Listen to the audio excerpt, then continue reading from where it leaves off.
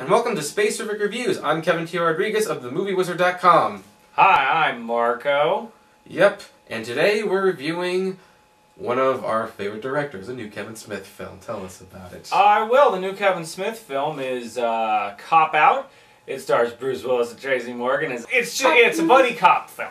And it's, judging by the ads, I thought it was going to be the worst film ever made. Admittedly. They didn't even advertise that Kevin Smith made it, which I thought was goofy. Plot-wise, not even worth mentioning. Yep, and, well, let's see here. Let's get on the whole Kevin Smith thing first. I mean, it's interesting that, you know, they didn't advertise this as a Kevin Smith film, which I don't know if that means something. I mean, I know that Kevin Smith has never been much of a box office draw, but he's somewhat of a box office draw. He's got a little bit of a This was his cult. biggest hit, I know that. Yeah, this was his biggest hit, which is ironic because they didn't advertise his name. Yeah. I also know that he didn't write the movie, or at least he claims he didn't. It feels like he wrote it, though. Certain elements to it, there's still Star Wars. There's still Star Wars jokes in there. There were a few, and I think it seemed that there was improvising or things that were probably touched up a little bit that he added in. Right. I'd imagine he didn't write the script. No, the basic script. Probably not. The thing was with me was I think this is one of those movies where the ad was so awful, and I saw it because my brother wanted to on his birthday. So I'm like, oh, I wasn't gonna see this thing. And so when I saw it, I actually found much of the film to be funny. It wasn't a good film, but I thought that the opening thing with him with Tracy Morgan interrogating the guy looked stupid in the ad, but it actually was kind of funny in the movie. Right, and so was the knock-knock joke, which looked irritating in the ad. Yeah. But having it almost be 10 minutes long was a big benefit because yeah. It does what That's the best joke it does what Family Guy can't with a single joke. It can That's like, it's like, okay, if you're gonna stretch out a joke, that's how you do it. Yeah, no, and that was the funniest moment in the movie, was the end of their back and forth in the car of copying. I have to mention, this is the second film within a year that I saw that had Adam Brody in it. I liked him a lot. Yeah, Adam Brody and actually Sean William Scott, they're becoming strong supporting.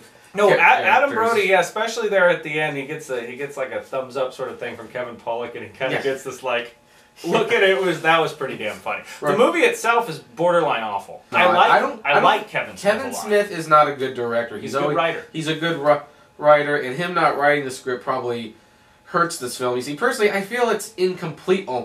Almost like it's the most basic of basic stuff, with a couple shining moments where the studio probably wasn't looking at him, or he felt like, I'm going to tamper with this just a little. But this almost seems like Kevin Smith said, I want to do a movie where they just hand me a paycheck to see if I can do it. And can you do it?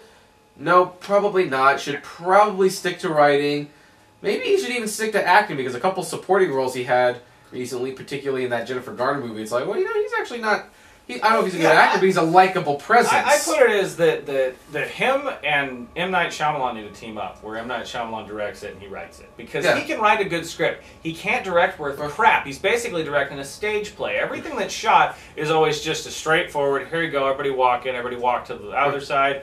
And he especially in action sequences, had action sequences that were horribly awkward. No, he edited the film, and it was very awkwardly paced.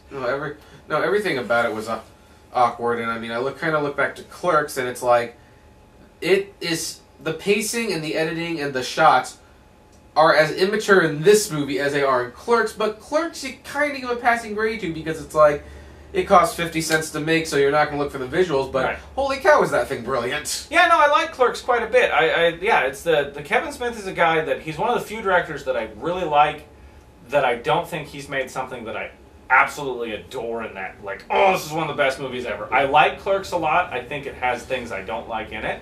I like most of his other movies. Hell, I don't dislike any of his movies, but there's always something that bugs me about it that's it prevents me from going, this is a brilliant film. And what's really frustrating is I really thought he was getting a little better at directing. Not great, but I mean, there was that musical sequence in Clerks 2, and it's like, well, that was decently choreographed, and so you have to have an eye for that. And Zack and Mary Make a Porno had some great visual jokes.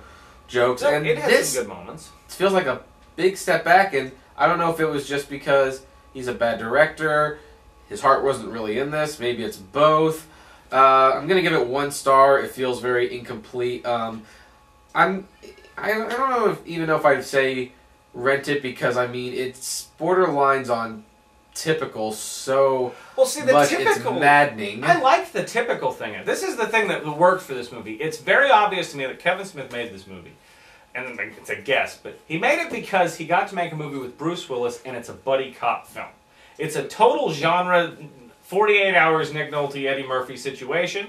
He is not a good enough director to make that completely work, but the actual fact that it was mundane, if the plot was better, the actual central plot, it would have been a good film. Right. I do think that the movie was elevated decently by its humor. So are you recommending this, or? I was really on the fence with it because I did laugh a lot. I didn't as much toward the end, but I did find much of the movie to be very funny, even if it was horribly paced.